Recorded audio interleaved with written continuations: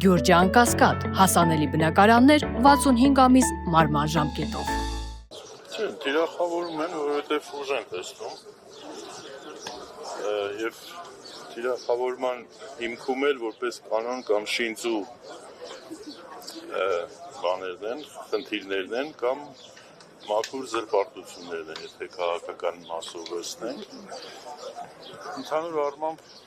բնականաբար սպասելի պրոցես է, որևէ այսպես անակնկալներ որպես այդպիսին չկան։ Քաղաքական իմաստով բնականաբար պայքարը պետք է շարունակել և գլխավոր խնդիրը փոփոխության չի ենթարկվում։ Դա իշխանափոխություն, որովհետև առանց դրա մենք Հայաստանի Հանրապետության ներկայի և ապագայի մարտահրավերներն ու սպառնալիքները չեզոքացնել և լուծել չենք կարողանալու։ Մենք հիմա էլ տեսնում ենք, թե դրանք գնալով ինչպիսի ավելի կարծր և ավելի ծանր բնույթ են ստանում։ Պարոն Զաքարյան, այս ընկալումը կա նաև ներընդդիմադիր շրջանակների մոտ, որոնք օրինակ ձեռքի հետ էլ թիրախավորում են օրինակ երրորդ նախագահին,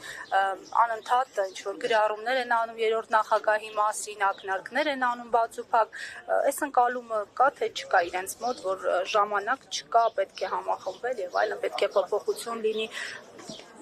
Ներընդդիմադիր շրջանակ ասելով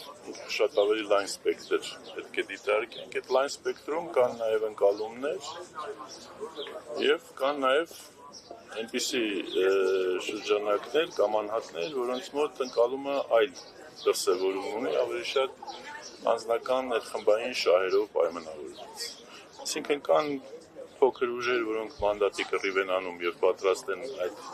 կռվի մեջ ներքաշվել նաև ընդդիմության դեմ պայքարելով, ընդդիմադիր այլ ուժերի դեմ պայքարելով։